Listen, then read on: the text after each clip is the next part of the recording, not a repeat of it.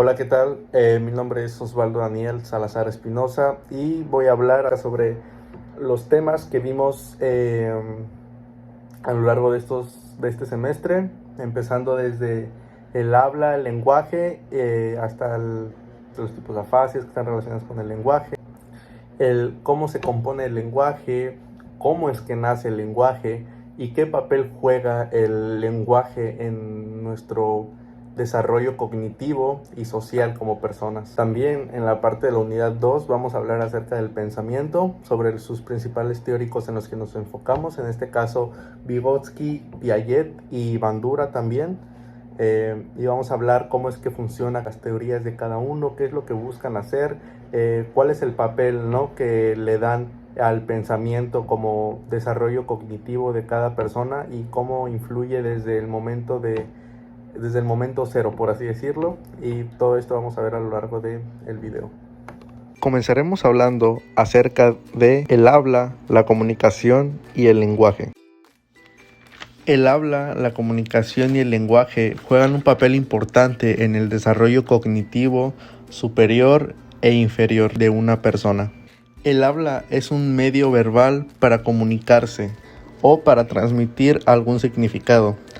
No siempre puede ser una habla verbal, sino también nos podemos comunicar por medio de la escritura, la música o dibujos. También estas son formas en las cuales nos podemos comunicar y expresar sentimientos y pensamientos. El habla es un proceso que requiere una coordinación neuromuscular para la planificación de secuencias motoras muy específicas, como el tono de voz, la gesticulación, el mover la lengua, el mover la quijada. Todo esto genera el habla, porque el habla, más que a lo mejor que tener un significado, es un medio, y el habla también para que sea un mensaje más claro con el cual nos queremos expresar o con el cual nosotros podemos entender un mensaje que nos están queriendo expresar. Influye en otros componentes como la calidad de voz, la entonación y su ritmo. Inclusive la gesticulación también nos ayuda a aclarar el mensaje o a poder comunicarnos. Y el lenguaje es un conjunto de códigos que comparten una sociedad y que está regido por reglas y símbolos. El lenguaje puede llegar a ser un sistema complejo y dinámico en cuanto a los símbolos, ya que por lo mismo de que está regido por reglas, estas reglas pueden cambiar, depende qué tipo de símbolos se usen en algún momento determinado. Como por ejemplo el uso de las comas. Si no pones una coma en una oración, como esta y está, cambia el significado completamente. Y esto pasa igual con las letras, que esto igual, la forma en la que se cambia, o podemos cambiar de lugar una letra de otra, puede cambiar el significado de una palabra completamente. Las reglas utilizadas en el lenguaje como conducta son: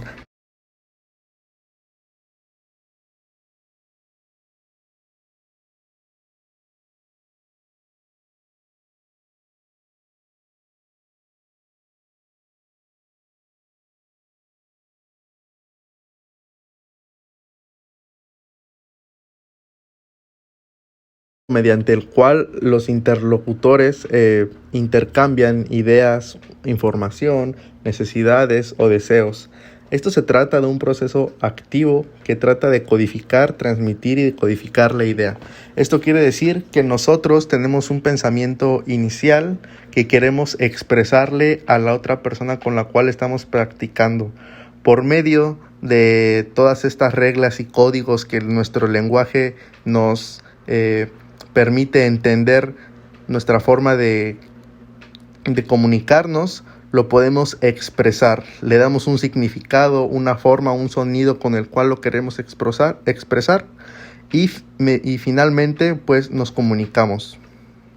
Al igual que en el momento en el que recibimos nosotros un mensaje, de la misma forma en que lo codificamos y decodificamos para expresarlo, igual decodificamos ese mismo mensaje para nosotros recibirlo y darle un significado. Ese significado puede estar influido mediante nuestra percepción de cómo lo escuchamos. Tal vez si escuchamos mal una palabra, nosotros le vamos a dar ese significado.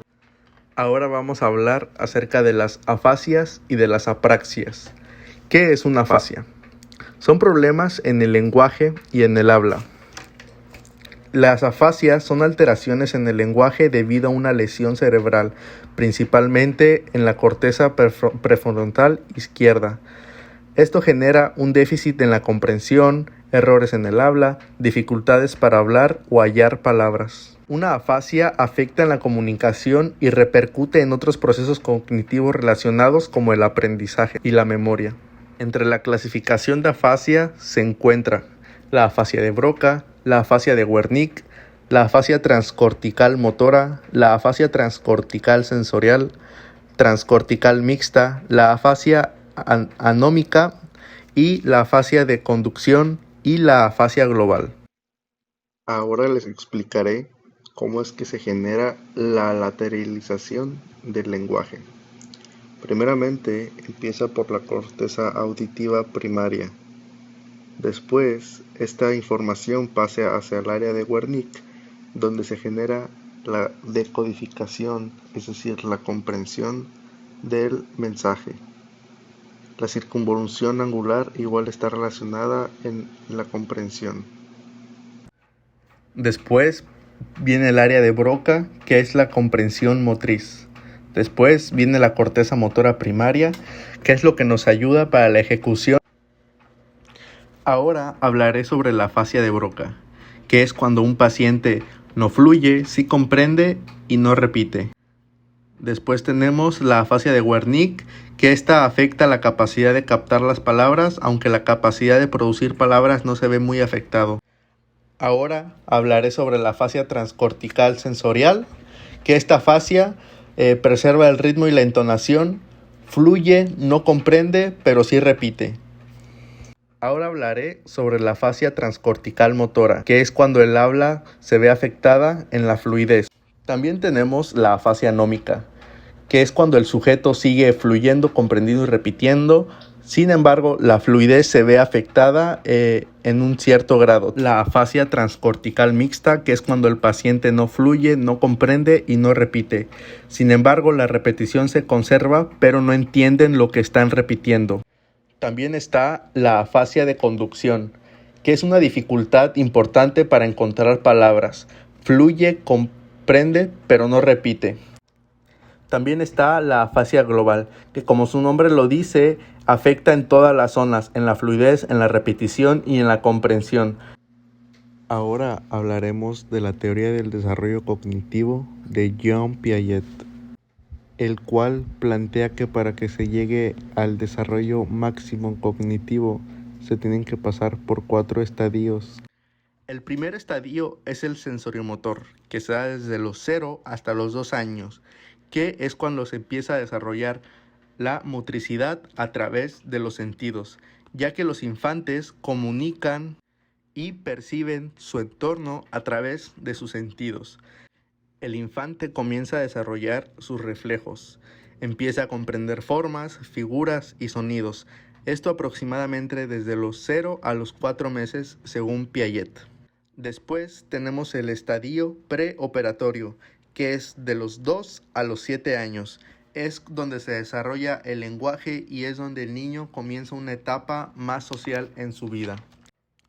El lenguaje comienza a ser funcional y comienza a tener objetivos. Esto quiere decir que ya el niño comienza a tener o plantearse cierta conciencia para comunicar algún deseo o algún pensamiento.